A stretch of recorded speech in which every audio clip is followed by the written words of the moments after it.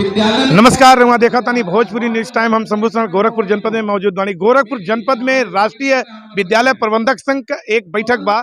यहाँ के प्रदेश अध्यक्ष राष्ट्रीय प्रदेश कार्य विद्यालय प्रबंधक संघ के गोस्वामी जी जैसे राजेश जी एक तर्क कला कि छोटे स्तर पे विद्यालय के जौन और प्रबंधक बड़ा मदद होना ही पाले कोनो समस्या रहे, तो आप फिर हक के अपने अपने मजबूती से कैसे आप आवाज उठा पावेली?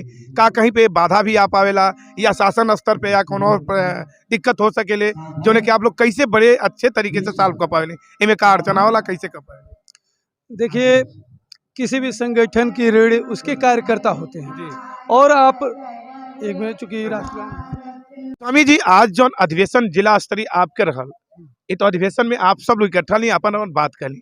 सबसे महत्वपूर्ण बिंदु होला कि प्रबंधक शब्द ही बड़ा कठिन होला, प्रबंधन कईल बड़ा आसान नहीं खे। तो एक प्रबंधक बनल पहले ओकरे बाद भी और पूरे प्रदेश के प्रबंधक के बाद उनके हक के आवाज आप कैसे पटल पे उठा पावेली? मुसीबत और संकट के कैसे फॉलो कर पावेली और कैसे ओकरे पार जाके इनके हक की लड़ाई लड़ पावेली? ऊपर प्रकार देखिए, मैंने पहले भी कहा कि किसी भी संगठन की रीढ़ उसके कार्यकर्ता होते हैं और यहाँ तो ऐसे लोग हैं जो इतनी बड़ी जिम्मेदारी निभाते हैं। मैंने मंच से भी कहा, सुबह उठने से लेकर रात के सोने तक हम सिर्फ समाज के लिए काम करते हैं। हम कारपोरेट एजेंसी नहीं है, हम देश और समाज के उस वर्ग से आते हैं जो सेवा का भाव रखते हैं। हमारे अंदर होते हैं कि राष्ट्रीय विकास कैसे हो, देश का सम्मान कैसे बढ़े।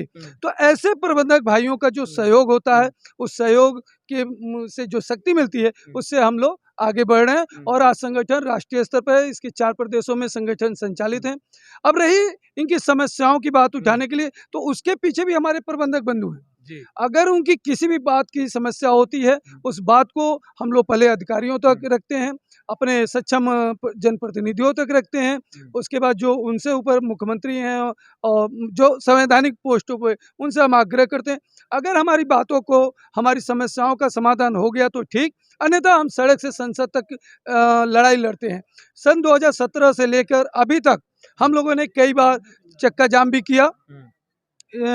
हम सफर ट्रेन को रोककर हमने भारत सरकार को भी अपनी समस्याओं से अवगत कराने का प्रयास किया और जहां तक हो पाता है हम ज्ञापन और धरने के माध्यम से हम अपनी बातों को रखते हैं। जब हमारी बातों को गंभीरता से नहीं लिया जाता है तो हमारे पास और कोई विकल्प नहीं होता है। तो एक आवाज पर हमारे विद्यालय प्रबंधकों की जो संख्या होती है, जो दृढ़ इच्छा शक्ति होती है, उसके आगे कहीं ना कहीं प्रशासन को झुकना पड़ता है।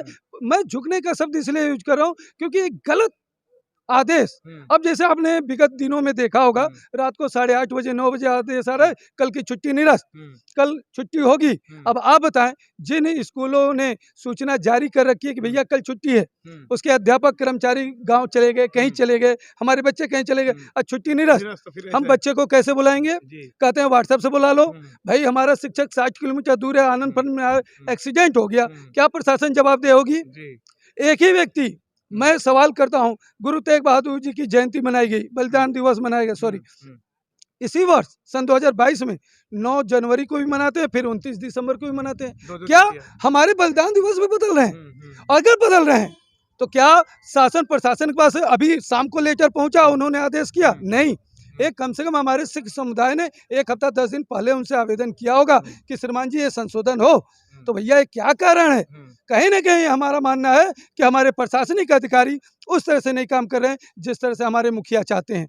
हमारी प्रदेश सरकार, हमारी भारत सरकार जिस तरह से शिक्षा का विकास करना चाहती है, हमारे सारे प्रबंधक बंधु मिलकर जिस तरह से बच्चों का विकास चाहते हैं कि हमारा विकास ऐसा हो कि हर हाथ को काम हो, ऐसा भी समाज नहीं विकसित करना चाहते हैं कि भाई डिग्री लो और घूमते रहो। आपका संगठन, आपका जो संगठन बा राष्ट्रीय विद्यालय प्रबंधक संघ, चाहे और भी तमाम जितना भी संगठन हुई विद्यालय संचालन के लेके, एक सबसे बड़ी गंभीर बात और चुनौती की का जो नई शिक्षा नीति आवत या एक चुनौती का आप जैसे तमाम प्रबंधक एक चुनौती के स्वीकार आसानी से कर पाए? देखिए, नई शिक्षा नीति को लेके सन 2019 में भी हम लोगों ने सेमिनार किया था और उसमें कमियां थी, उन कमियों को भारत सरकार तक, आयोग तक हम लोगों ने रखने का काम किया था। और निश्चित तौर पर जो लागू हुआ है उसमें इतनी खामियां हैं, उन खामियों को एक्सेप्ट कर पाना बहुत ही नामुमकिन लगता है। और कहीं न कहीं ये हमारे समाज को गलत दिशा में ले जाने का कार्य ये नीतियाँ कर रही हैं। तो मैं सरकार से और प्रशासन से माँग करूँगा कि इन नीतियों पर पुनः विचार होना चाहिए, इसमें संशोधन हो, तभी जाकर हमारा देश आगे बढ़ सकता है। एक मजेदार सवाल और सबसे आखिरी सवाल आपसे, क्योंकि समाज के ऐसन 80% वर्ग के लोग दिमाग में ऐसा विचार आवेला कि आज के वर्तमान व्यवस्था के लेके कि प्रबंधक के प्रति लोगन का नजरिया बदलल बा, गार्जियन का भी नजरिया बदलल बा, समाज के अन्य लोग के भी नजरिया कि प्रबंधक शोषण करेले, प्रबंधक जौन बा अधिक फीस लेना, सतावे परेशान करेले। तो का ई कितना सच्चाई है थोड़ा पर प्रकार दे? देखिए, हर जगह अपवाद होती है। हाँ। हम लोग के बीच में कुछ ऐसे लोग हो सकते हैं, समाज में ही अगर सारे अच्छे हों तो पुलिस की आवश्यकता तो नहीं पड़ेगी। तो फिर भी मैं ये कह सकता हूँ कि हमारे 99% ऐसे प्रबंधक हैं जिनके विषय में समाज में गलत भ्रांतियाँ हमारे प्रशासन ने पहुँचाई हैं। जी। हमारा प्रबंधक जो होता है वो सुबह से लेकर शाम तक बच्चों को केयर करना, अब बच्चों की कैसे भलाई हो, हम दूसरे का टुकड़ा नहीं समझते हैं जिगर का, वो हमारा जिगर का टुकड़ा है। जी। हम एक बच्चे को खरोच आती है, हमारी आत्मा रोती है, हमारे आंखों से आंसू निकल जाती है। हम कोशिश करते हैं, हमारा जो संगठन के जो सदस्य हैं, मैं आपको दिखा दूंगा कि कोरोना काल के 2 साल की फीस सबने माफ कर दी, बिल्कुल। सबने माफ कर दी। और किसके लिए हमने किया? समाज के लिए, कि वो बच्चा, वो परिवार दबे न, उसको हमने माफ किया। कोरोना काल में अगर हमारे पास से समस्या रही है तो हमसे ज़्यादा समस्याएं उनके पास रही। हमने घर बेच के, जमीन बेच के हमने अपने अध्यापकों को अपने और सभी आवश्यकताओं की पूर्ति की, अपने शिक्षकों को भी 2 पैसा देने का कार्य किया, जबकि सरकार ने हमारी कहीं मदद नहीं की। फिर भी पता ना क्या कारण है कि समाज में इस तरह की भ्रांतियाँ फैलाई जाती हैं, प्रबंधक दबोचता है, प्रबंधक सारा लूट के तो मैं पूछना चाहता हूँ कि आखिर प्रबंधक लूट के कर क्या रहा है? वो क्या वो स्विट्जरलैंड में जा खाता खोल रहा है? जनता को ये पूछना चाहिए ना। हमारे नेता कर रहे हैं तो आप जाके उनका गुड़धड़ैया कर रहे हैं।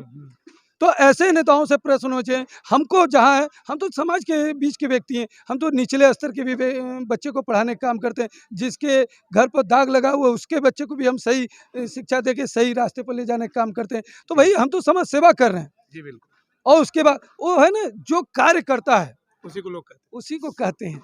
अगर आप कार्य नहीं करेंगे तो आपसे सवाल ही नहीं। जी, और जी। आप अच्छे तो हैं ही हैं। बिल्कुल बिल्कुल।